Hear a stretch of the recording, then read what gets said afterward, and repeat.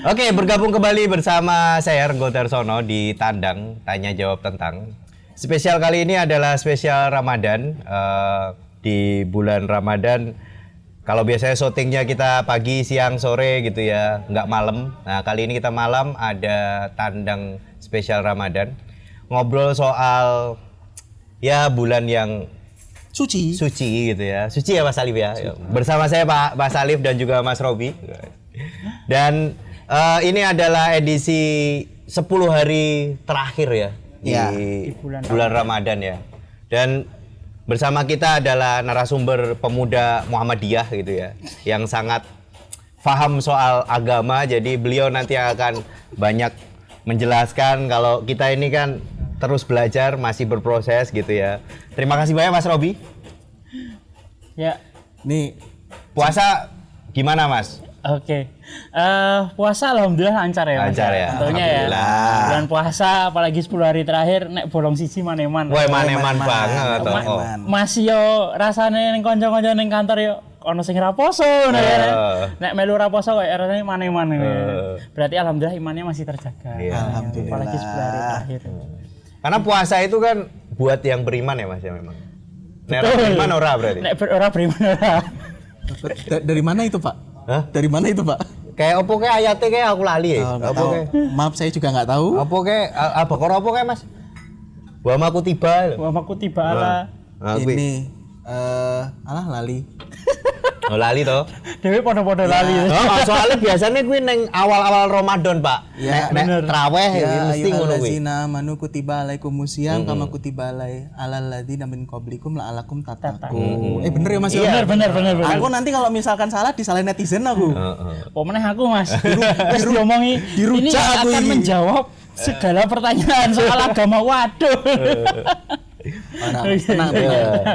Obrolan kok. Obrolan Ramadan tapi ya santai wae. Santai Mas. Masalahnya kita nggak bisa ngalahin Habib Jafar juga kan. Ora iso, Pak.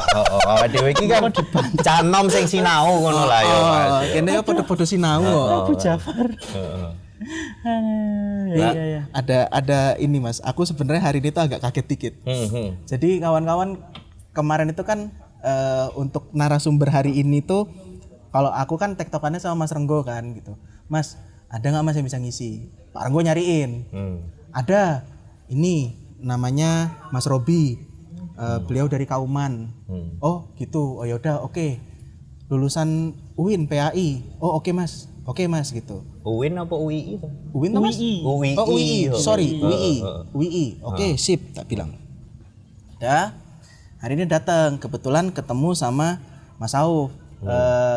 Penghubung. Narah hubungnya Mas Robi kan.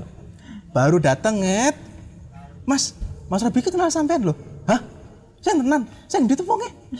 Loh, pas mantanan ini datang kok.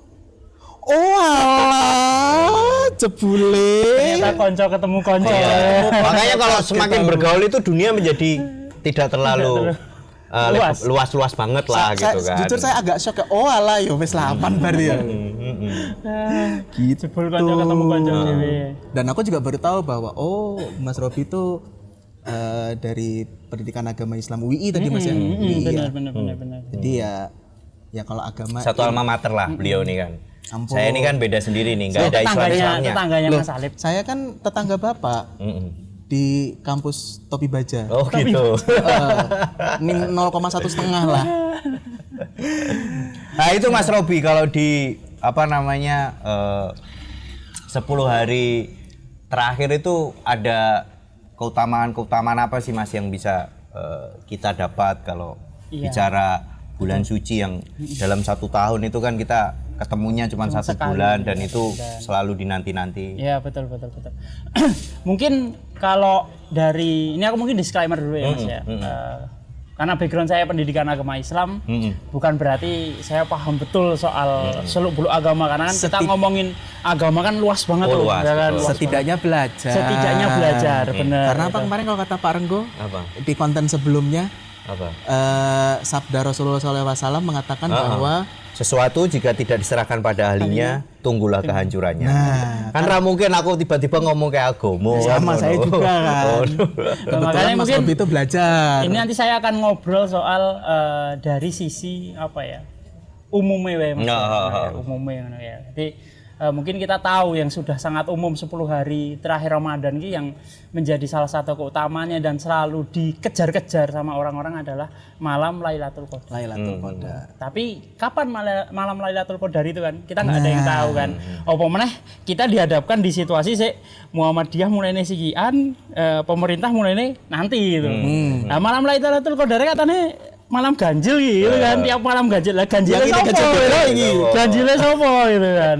Itu yang jadi polemik juga ada sebenarnya, yang jadi masalah kayak gitu. Ini malam Lailatul Qadar akan jatuh di mana itu. Nah, makanya penting bagi kita untuk nyari tahu sebenarnya malam Lailatul Qadar itu apa. Yang dikatakan bahwanya malam 1000 bulan kayak gitu kan. Nah, yang diekspektasikan oleh kita sebagai hamba Allah adalah ketika kita melakukan ibadah di hari itu, ya kita akan mendapatkan pahala sebesar 1000 bulan itu tadi. Bahkan bertahun-tahun ketika seperti hari-hari biasanya kayak gitu. Nah, kapan waktunya? Dari beberapa sumber yang mungkin aku juga cari tahu ya, terus tak pelajari juga kayak gitu. Meskipun malam Lailatul Qadar itu punya beberapa ciri kayak harinya mungkin lebih cerah, angin tidak berembus kayak gitu, terus lebih tenang kayak gitu. Tapi kan kita sulit membedakan tuh mana yang malam Lailatul Qadar, mana yang enggak gitu. Pada akhirnya saya merujuk salah satu sumber di mana malam Lailatul Qadar itu adalah malam yang kita usahakan sebenarnya. Malam yang benar-benar kita upayakan, yang artinya tuh mungkin dalam sisi pribadi itu kita juga mempersiapkan untuk mendapatkan malam itu. Untuk spesifik tanggalnya berapa ya kita juga nggak tahu karena itu haknya Allah gitu kan. Untuk menurunkan itu kapan, mendatangkan itu kapan itu haknya Allah Subhanahu wa taala. Tapi bagaimana cara kita meraih atau mendapatkan malam Lailatul Qadar itu? Ya kita mempersiapkan jauh-jauh hari, mulai dari sebelum puasa kita menyiapkan diri, memantapkan hati untuk mengikuti bulan Ramadan, lalu juga saat Ramadannya pun, bahkan setelah Ramadannya. Menurut saya itu adalah salah satu proses panjang dari mana kita memulai dari sebelum Ramadan, ketemu Ramadan sampai akhirnya kita akan bertemu Ramadan lagi. Itu adalah proses yang begitu panjang yang pada akhirnya memantaskan diri kita ini untuk hamba ini nih pantas untuk mendapatkan malam Lailatul Qadar. Nah, yang menjadi pertanyaan, apakah kita sudah menyiapkan hal itu selama bulan Ramadan itu gitu. Ini juga jadi salah satu ini juga sih Mas, sebenarnya apa ya nek diomong iki refleksi diriku. Sebenarnya Ramadan iki apa sih gitu. Nah, Ramadan ini kenapa sih gitu. Aku ngerasa ya Ramadan tuh menjadi hari-hari tersibuk. Ngomong kenapa ya, kayak Ramadan ini kayak apa ya, lebih sibuk daripada di luar bulan Ramadan kayak gitu.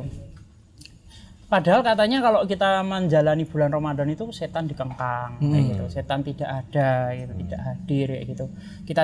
Kita dijauhkan lah dari goda-godaan yang umum lah pada hari-hari biasanya. Tapi kenapa kok tiap kali menemui Ramadan kok kita nih ngerasanya kayak selalu aja sibuk, ternyata tuh godaannya di situ. Justru godaan di bulan Ramadan itu adalah godaan dari aktivitas kita keseharian. Bisa jadi kayak dalam hari-hari biasa kita ini kayak ya kita menjalani aktivitas biasa sebenarnya, tapi dari aktivitas biasa itu kita jadi mengabaikan sunah-sunah yang seharusnya kita lakukan di bulan Ramadan. Kayak semisal lah puasanya ada lakoni ya gitu kan, tapi tarawihnya ditinggal, sholat malamnya ditinggal, mungkin juga bahkan dalam salah satu proses puasa itu kan ada sahur. Sahur itu kan salah satu keutamaan dalam puasa kan. Nah, malah bisa jadi sahur dhewe ditinggal juga. Mergo wis kesel banget lah tak sahurnya bengi iki sesuk-esuk gari turu ya. Ada juga yang seperti itu. Jadi malah esensi dari bulan Ramadannya itu kita nggak dapat karena kesibukannya yang terlalu ketat kayak gitu. Itu aku merefleksikan diri akhirnya piye carane Ramadan ini aku harus bisa lebih produktif iya, tapi dari sisi agama aku juga dapat gitu ya, meskipun aku juga belum merasakan kayak malam Lailatul Qadar itu sendiri ya, tapi yang namanya juga proses itu kan berkepanjangan. Engko yang ngono kuwi sih Mas. Jadi tadi kalau misalnya Mas Robi bilang ada yang aku capek banget lah, udahlah sahurnya sekarang aja, itu berarti dalam bisa dibilang semacam mengurangi keutamaan dari Ramadan kah atau sebenarnya atau gimana Mas?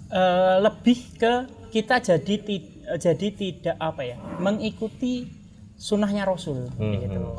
Kan salah satu sunnahnya Rasul adalah sahur sebelum berpuasa gitu. Nah, ketika kita jadi kan kita kan kalau mungkin aku belajar di Muhammadiyah ya. Salah satu ciri seorang muslim adalah beritibak kepada perilaku Rasul. Nah, perilaku Rasul itu kan salah satunya adalah sahur, berpuasa juga itu kan. Makanya mungkin bisa jadi kita dibilang kayak menghilangkan keutamaan ya mungkin nggak begitu berpulang banget gitu ya. Tapi ketika kita mengikuti perilaku Nabi, karena kita tahu sunnah Nabinya, kita tahu perilaku Nabinya, itu bernilai pahala untuk kita.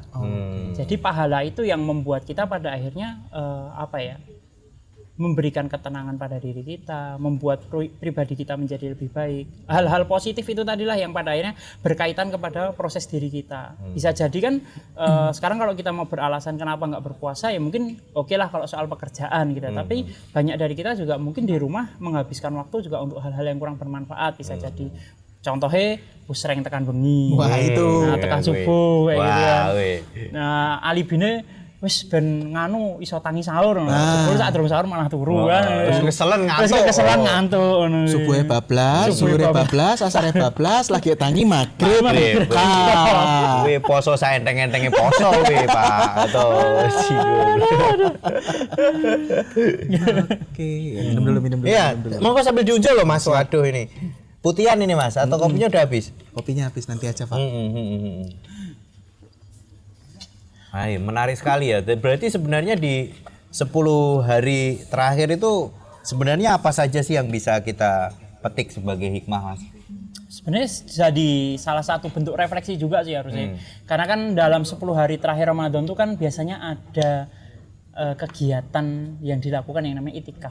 Oh iya, itikaf. Berdiam diri di masjid. Prakteknya gimana? Banyak cara kayak gitu kan. Ada yang datang ke masjid waktu di tengah malam hari atau dini hari baru ke masjid. Ada yang benar-benar berdiam diri di masjid bahkan tidak keluar masjid sama sekali. Ada yang masih memperingankan kayak oke, kamu boleh di masjid sampai subuh, nanti habis itu pulang beraktivitas terus kembali ke masjid kayak gitu. Nah, salah satu cara untuk mungkin bisa dibilang muhasabah diri itu ya dalam 10 hari terakhir ya memanfaatkan waktu seperti itikaf itu tadi. Nah, masalah implementasinya gimana itu dikembalikan oleh kondisi masing-masing kayak gitu ya. Cuman memang baiknya adalah kita bisa fokus di 10 hari terakhir ikut kegiatan karena kalau tak lihat-lihat banyak masjid-masjid yang sekarang itu juga membuka program kayak 10 hari terakhir khusus 10 hari terakhir untuk beritikaf di masjid kayak gitu. Tapi ya karena kita tahu kadang tuh dunia itu tidak berjalan sebagaimana mestinya atau berjalan sesuai kehendaknya masing-masing, yaitu ya kita masih harus bekerja dan segala macamnya, yaitu disesuaikan dengan kebutuhan masing-masing. Nah, kita fokus ke 10 hari terakhirnya lagi. Kita coba muhasabah diri. Nah, selama proses muhasabah diri itulah yang menurutku jadi titik penting juga untuk kita kembali memahami, nggak usah jauh-jauh ngomongin soal ibadah apa, ini apa dan segala macam. Tapi coba kembali ke diri sendiri sih, kayak apa yang sudah kita lakukan selama Ramadan ini, apa yang sudah kita lakukan selama 1 tahun terakhir ini sampai akhirnya kita berdiam diri di sini, lebih ke muhasabah diri kayak sebenarnya aku ini siapa gitu. Aku ini hamba Allah, tugasku itu apa yang harus kulakukan, apa yang tidak boleh kulakukan. Ya memang banyak hal yang kadang kita itu sering kayak bahasanya tidak mendahulukan apa yang semestinya kita lakukan sebagai hamba Allah. Kan jelas bahwasanya kita ini sebagai manusia itu diperintahkannya adalah untuk ibadah kepada Allah. Nah, Az-Zariyat ayat 56 wis. Enggak ayat iki. Az-Zariyat ayat 56 bahwanya Allah tidak menciptakan jin dan manusia melainkan hanya untuk beribadah kepadanya gitu. Nah, fungsinya satu, ibadah kayak gitu. Oke, kita coba tarik lagi ibadahnya ini kemana? Sholat katakanlah gitu yang paling mendekati. Sholat 5 kali sehari, kurang lebih kita membaca 17 kali surat Al-Fatihah di situ. Kita breakdown ke surat Al-Fatihahnya. Sebenarnya surat Al-Fatihah ini bahas apa sih? Ada salah satu ayat yang menyampaikan bahwasanya kayak dalam bahasa Indonesia mungkin bisa diartikan tuntunlah saya ke jalan yang lurus. Jadi hampir selama sehari minimal 17 kali yang harus kita lakukan. Kita tuh sebenarnya cuma minta dituntun ke jalan yang lurus. Nah, tapi apakah itu terimplementasi dalam tubuh kita, terimplementasi dalam diri kita? Karena kita tadi ngomongin muhasabah 10 hari terakhir, muhasabah ke Al-Fatihah nih, yang sama-sama garis besarnya adalah minta dituntun ke jalan yang lurus biar kita nih jadi pribadi yang lebih baik lagi. Nah, apakah kita sudah mengimplementasikan itu dalam diri kita? Apakah kita ini masih melakukan hal-hal yang buruk, melakukan hal-hal yang baik atau tidak? Ya seenggaknya ekspektasinya adalah kan Ramadan ini kan meraih kemenangan. Ya setidaknya kemenangan itu adalah representasinya adalah kita menjadi pribadi yang lebih baik daripada tahun kemarin. Pas wote dongeng kopi kuwi Mas. Raih kemenangan. Mulane aku mau kepikiran iki Ramadan apa ya? Ora kemenangan. Kalah terus. Saiki kudu menang Mas. Kalah pindah ping 5 ya Mas. Nanti tekan pinggiran. Ini timnya yang perlu ditambahi kuwi Mas. Nek dhewe main ML kan ono 5 ya, ono tankere, ono junglere. Lah iki endi sing perlu diganti ya? Apa sing diperbaiki ngono. Menariknya itu tadi, tuntunlah kami ke jalan yang lurus itu Mas. Ihdinas syiratal mustaqim. Nah, kuwi kan kadang kan kita itu sudah mengucap itu berkali-kali tapi kadang isi gak blengko ya Mas. Betul. Lah kuwi piye kuwi Mas? Belum bisa memaknai. Apa kita berusaha atau apa belum bisa memaknai atau ya jenenge menungso mesti ono belok-belok apa piye to Mas sakjane Mas? Ya memang kuwi kan, memang menungso kan ngono iki. Memang hidup itu kan gitu kan, mesti ono lengkak-lengkoke. Kita ngomongin dari sisi agamanya ya. Ya memang tugasnya setan kan memang itu. Gawe dhewe iki menggak-menggok. Wong saiki Nabi Adam sing wis dikeki surga. Iki iso kegodha kan karo setan. Apa meneh dhewe sik manusia biasa kan? Iya sih. Iya bener. Bener kan? Bener. Nek dudu Nabi dan Rasul ada iki sapa ngono lho. Kita ini masih banyak godaan. Jadi naik turunnya iman, berkelok-keloknya kehidupan soal ujian, ya menurutku itu semua apa ya? Wajar. Umum dan penting itu adalah kita tetap berevaluasi diri, memperbaiki diri, muhasabah diri terus lebih baik lagi. Nek mengko tiba meneh ya wis memperbaiki diri. Justru itu kan yang disukai oleh Allah kan. Itulah yang cara kita meraih apa ibaratnya kasih sayang Allah iki piye. Cara kita membuktikan diri kita bahwa kita ini hambanya Allah iki piye nek enggak dengan ujian-ujian seperti itu. Ya dengan ujian kayak gitu. Makanya menurutku ujian kayak gitu tuh wajar dan umum lah, tergantung dia menyikapinya gimana gitu. Toh wong saiki sik wis berumah tangga ujiannya beda-beda. Ora usah sing wis berumah tangga, sing isih dheweane ujiannya beda-beda. Makanya setiap orang tuh punya ujiannya masing-masing dan kayaknya juga sudah dimention di surat Al-Baqarah juga di 3 ayat terakhir itu bahwasanya Allah itu tidak akan membebani kita itu melebihi dari kapasitas kita juga. Jadi ya enggak masalah apapun ujiannya, nek Allah ngeki ujian iki wis percaya Gusti Allah wis yakin kowe iki iso nglakoni. Saiki tinggal koene wae. Koene memeng, males apa nyerah wis ngene. Apa arep lanjut kayak gitu kan. Wis kayak gitu. Jadi menurutku wajar bahwasanya kalau setan itu datang menggoda kita, iman kita naik turun, ya wis umume manusia lah Mas ya. Ya, jadi enggak ada yang mau dibilang sempurna juga enggak. Tapi yang penting diusahakan konsisten. Tapi kadang ujian iki kan ya Mas, kadang ada sing ngrasake yo. Masyaallah kok tenan ngene iki yo. Tapi tugasnya ada sakjane wong nglakoni udah. Apa piye Mas? Nek aranku urip ki sawang sinawang Mas. Oke. Urip ki sawang sinawang. Ibaratnya ngene kaya ning kantor ya Mas ya. Aku garapan kebetulan kerjaanku kan UI/UE ya. UI/UE. Nek muni UI/UE itu saiki oke. Ngomong UI/UX si paling UI/UX UI/UE. Kayaknya aku ndelok gawean ning kantor garap desain ngono kae. Rasanya kesel memeng banget ngono. Kok rasane kaya iki desain ora rampung-rampung sedina ngopo ya ngono kan. Rasane iki mumet garap kuwi. Nah, aku mempraktekkan sawang sinawang ki adalah ya dengan melihat temanku yang lain kadang ya aku mlaku ning mejane kancaku ndelok lagi garap apa lagi ngoding ngono ya mumet. Jebul digawean dhek mumet ya, luwih mumet saka aku ngono. Jadi aku jadi merasa kayak oh iya ya ternyata beban kerjaku tuh tidak seberat itu. Ada yang lebih berat dari aku. Ada yang ujiannya itu mungkin lebih besar dari aku kalau dalam kehidupan. Misal kayak dalam berumah tangga kok dari segi ekonomi kok gini-gini aja. Kancaku ono sik ini uripe mulus-mulus banget pasan ketemu karo koncoku ngobrol, oh ternyata ujian dia lebih besar dari aku. Yo ono sing ketimpa utang lah, ono sing wong tuane ngene iki dan segala macam. Jadi menurutku ya itu tadi, kita itu sudah diberikan takaran ujian ya sesuai dengan kemampuan kita. Masalah hasil akhirnya itu nanti gimana? Ya kita ini cuma bisa berusaha. Makanya kan segala sesuatunya kan kita lihat dari hasil akhirnya juga kan ya. Awal yang baik kita akhiri dengan baik juga kalau bisa kayak gitu kan. Wah, terus bahasa Gus tenan ya. Enak toh? Mantep iki. Adem toh. Berarti kan adewe sak dermo nglampahi ya Mas berarti ya. Toh. Ora duwe kuwasa apa-apa berarti sajane menungso ya. Bener, menungso iki ora duwe kuwasa apa-apa. Maksud karena ya piye meneh ya. Kita sebagai manusia itu diamanahi untuk menjadi khilafah lah ya. Menjadi khilafah kuwi kan abot banget ya Mas ya. Abot banget. Wong saiki krungu ceritane Nabi Muhammad pas diturunkan Al-Qur'an kepada Nabi Muhammad aja sampai dibilang ketika gunung itu menerima Al-Qur'an itu gunung itu akan meletus ya. Karena saking ora mampune. Nah, kok iso menungso mampu.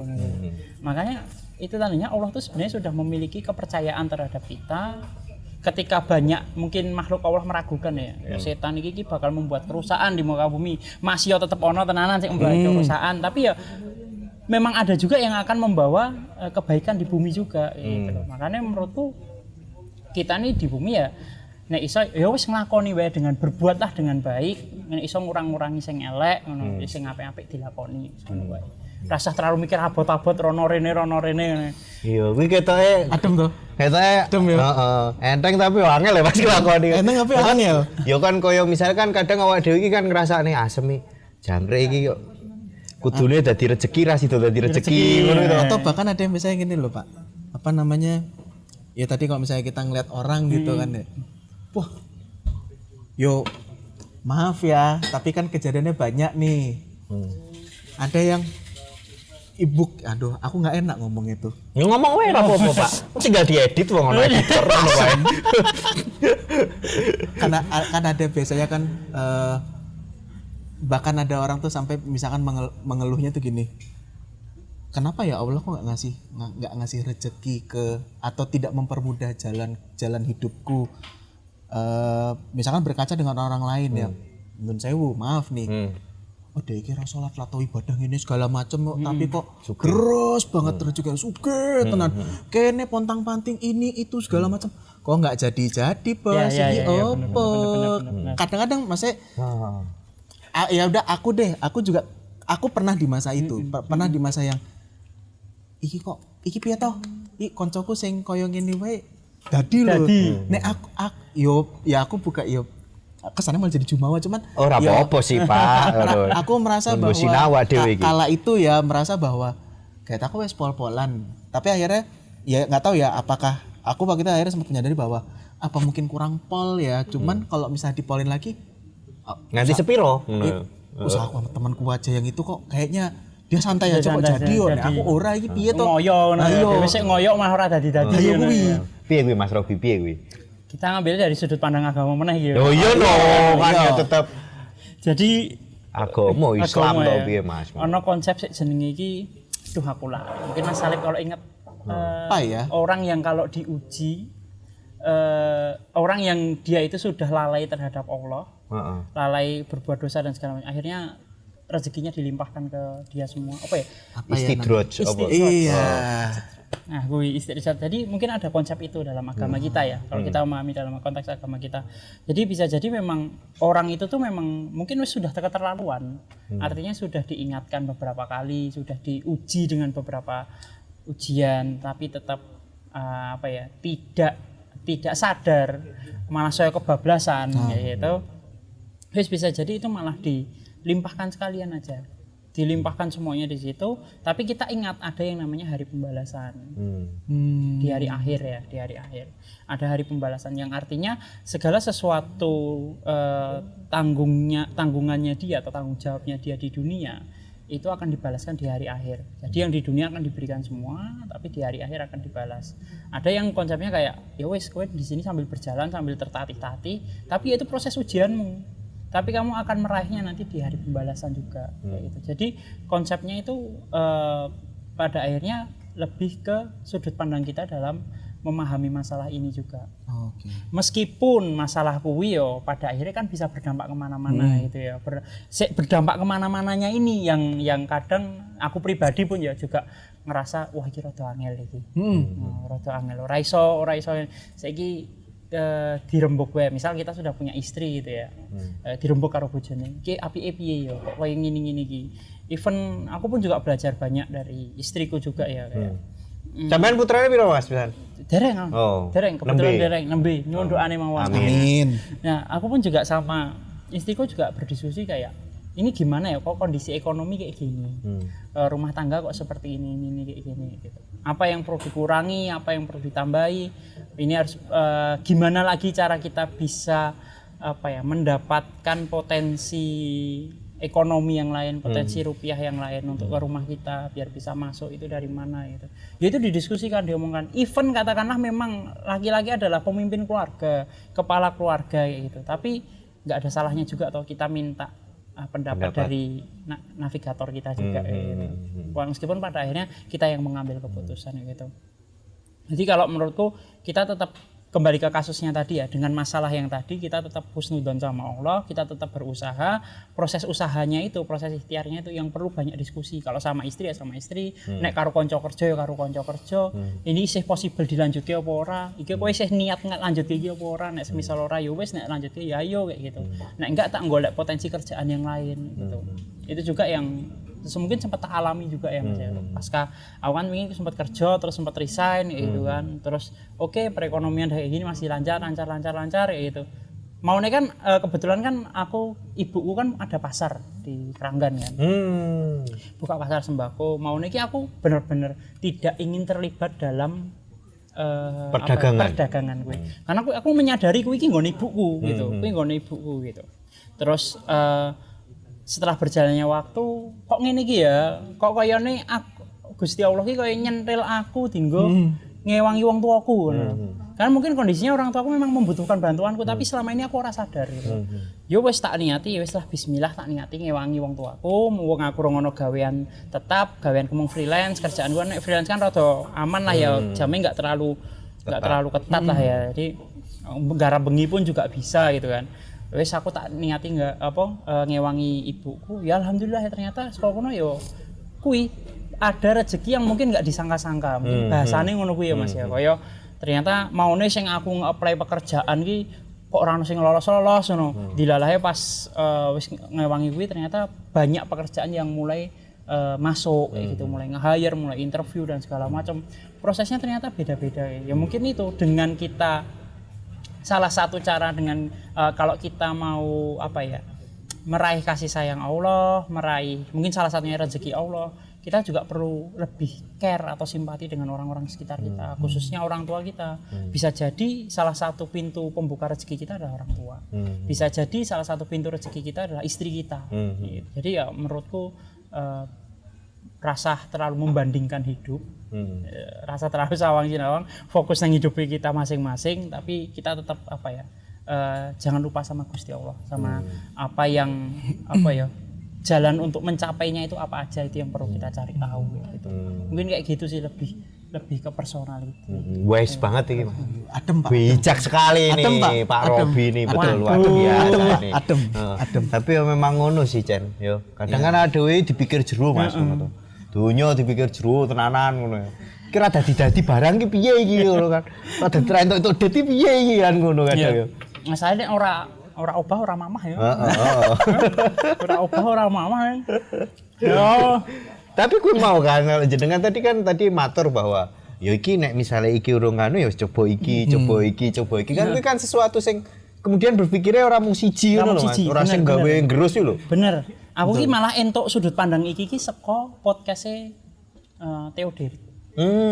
Jadi itu nek kalian mau jadi orang sukses, mau jadi orang yang punya penghasilan yang atau apa dan segala macam itu soal dunia, soal keuangan. Kembali lagi muhasabah diri ke diri kalian. Artinya dia tuh bilangnya adalah cari tahu siapa kalian. Aku ndelok sapa sih aku. Oh, aku adalah Robi. Ibuku seorang pedagang, bapakku PNS, kan. Aku ngerti background-nya kok ngene-ngene iki, aku tahu apa yang mereka lakukan, aku tahu background-nya mereka berjalan seperti apa.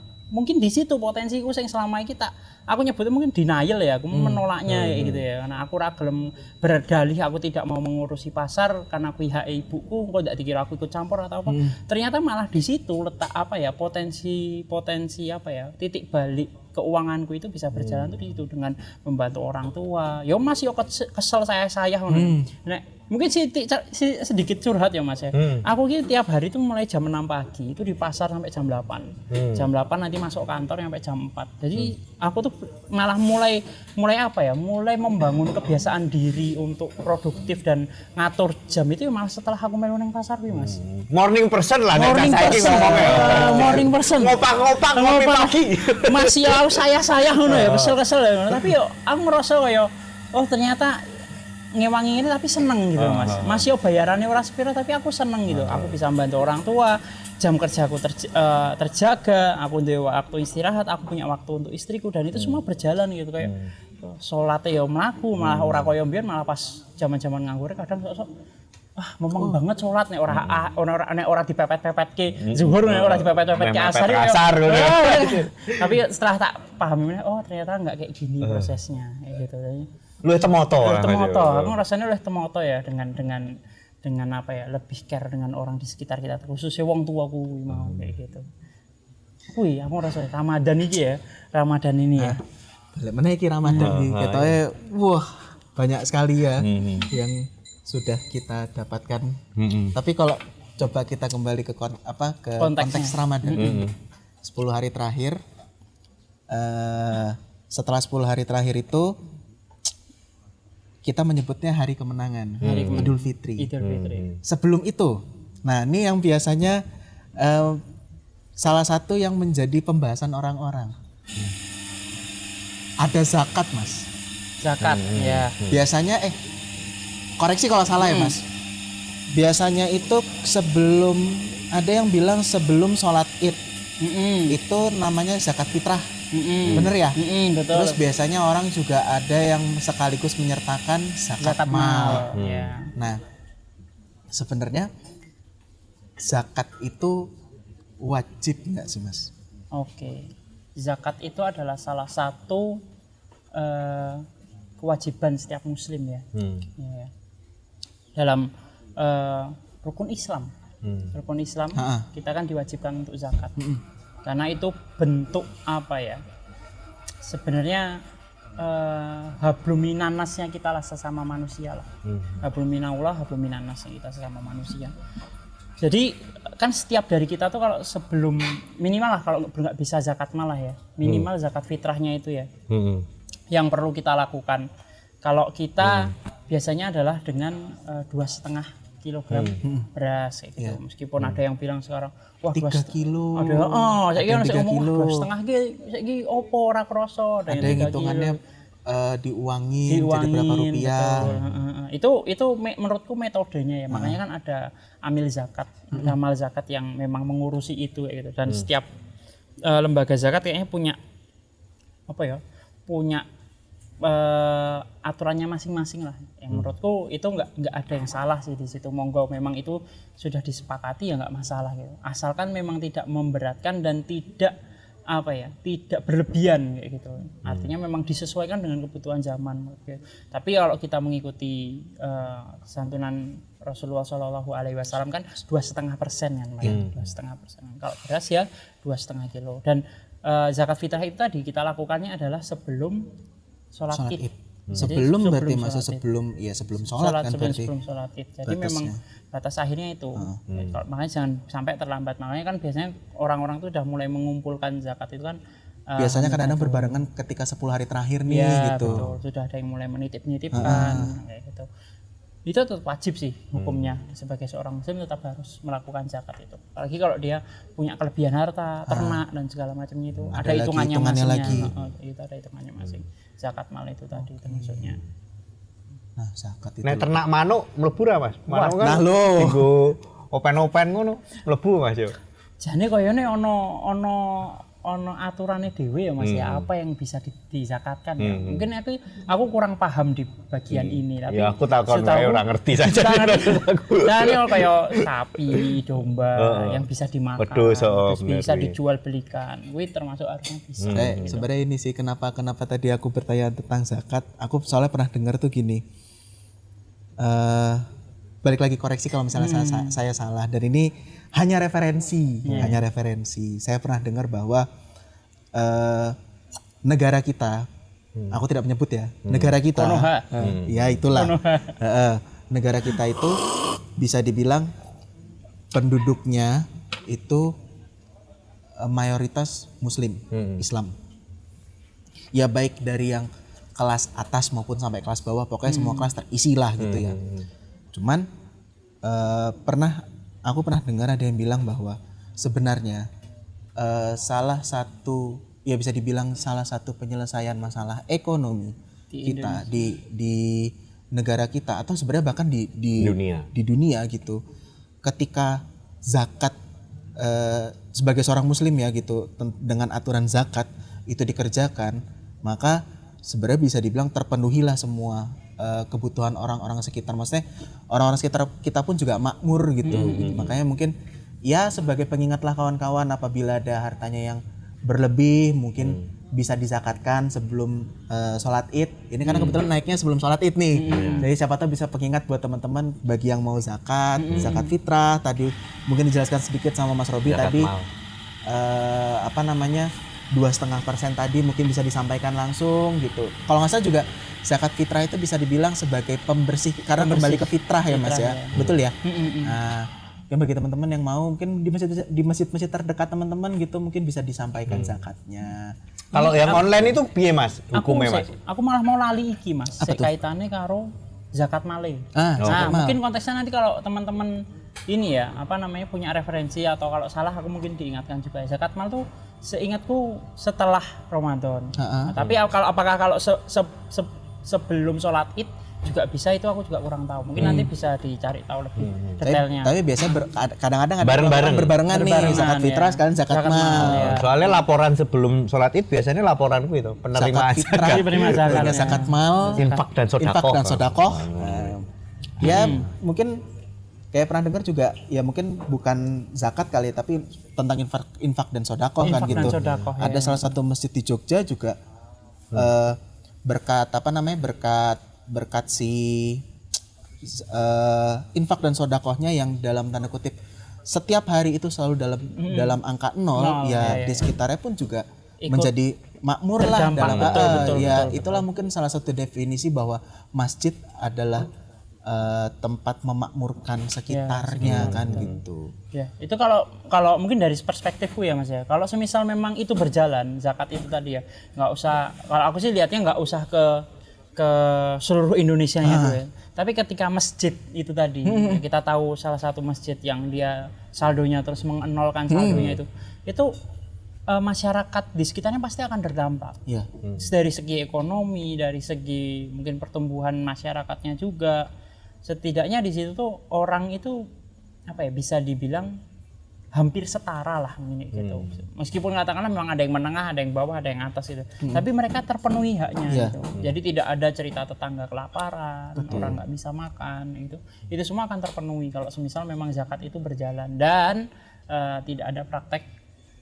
Iya, tapi sebenarnya gue sebagai wong biasa ngono ya seneng Mas. Aku nyemplungke duit ning kono kanggo kok. Karena kan kanggo berarti kan.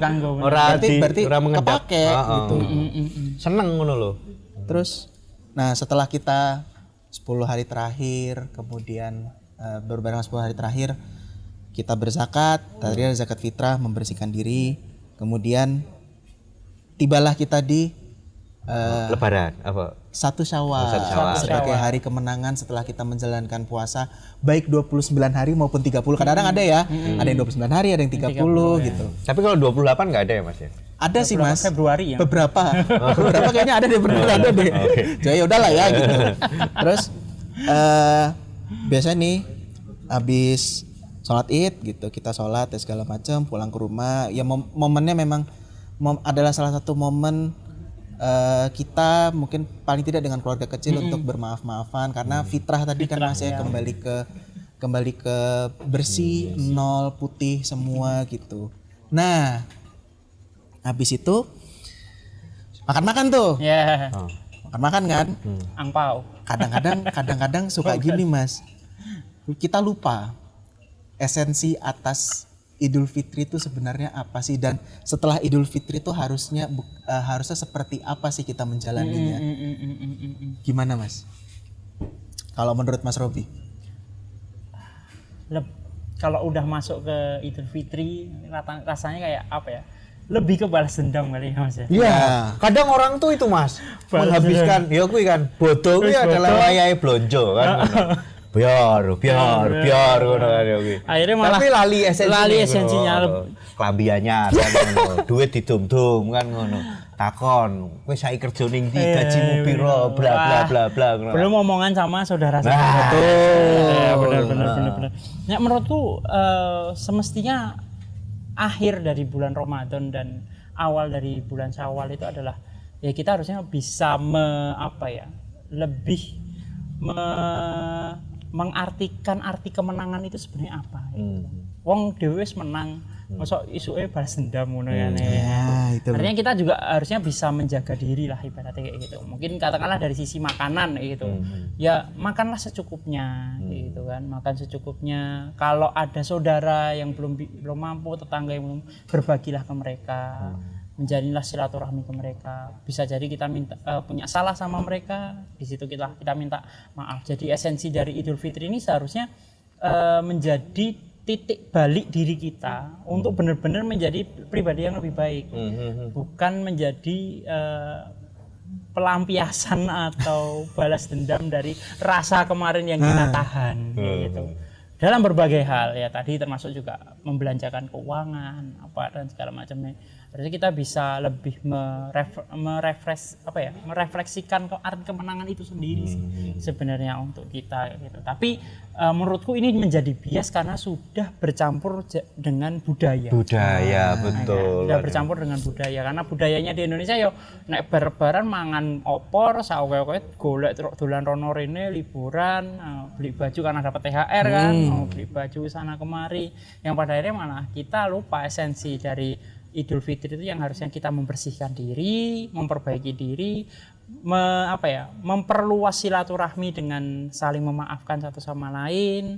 Tonggone sing mau ora tau di serawungi ya diserawungi gitu. Itulah yang menurutku menjadi makna hidup seorang manusia itu menjadi ada gitu.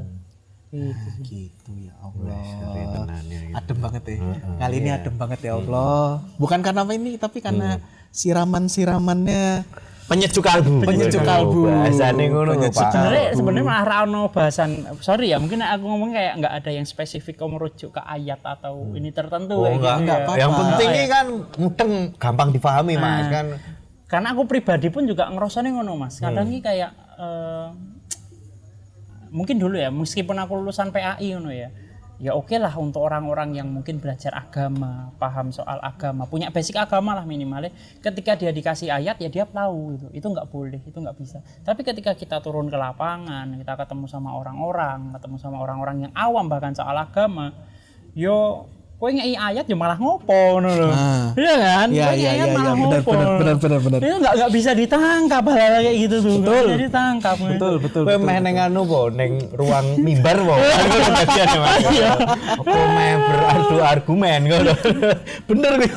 Ngopo. Iya, sebenarnya yang paling penting itu aplikatif Mas. Aplikatif. Dia mudah dipahami, dimengerti dan kemudian membuat orang bisa berubah lebih baik kan gitu ya. Karena aku nek delok kita cuman kasih ayat itu kayak untuk orang yang belum paham agama ya itu nggak akan signifikan karena dia cuman tahu ayatnya tapi nggak bisa pengimplementasiannya itu kayak ya nggak tahu kayak gitu. Untuk mengejawantahkan si ayat itu. Iya, betul.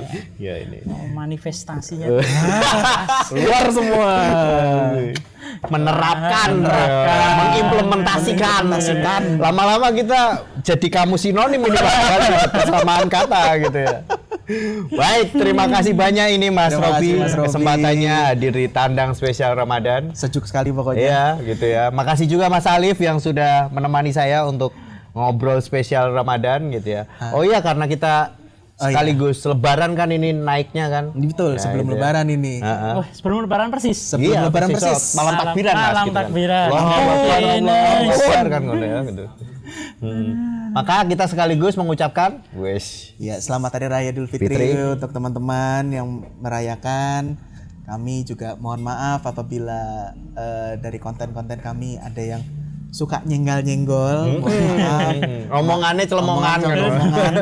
Mari kita kembali ke Fitri di hari yang baik gitu. Semoga, dan kami juga mendoakan semoga teman-teman muslim dan muslimah yang menjalankan ibadah puasa tahun ini ibadahnya diterima, pahalanya melimpah. Siapa tahu juga di antara teman-teman juga meraih yang namanya malam Lailatul Qadar. Amin. Amin ya Allah, amin ya kan. Pokoknya jangan lupa raih kemenangan. Raih kemenangan. Passwordnya dongeng kopi. R-nya depan gede. R-nya depan gede. Gitu ya. Oke, sampai jumpa di tandang berikutnya. Tandang Ramadan berarti tandang Ramadan tahun depan. Tahun depan. Oke, saya Renggo Darsono. Mohon maaf jika ada yang kurang berkenan. Terima kasih banyak Mas Robi, Mas Alif. Sama-sama. Sampai jumpa di tandang berikutnya tanya jawab tentang. Dadah. Berapa jam coy? Oke.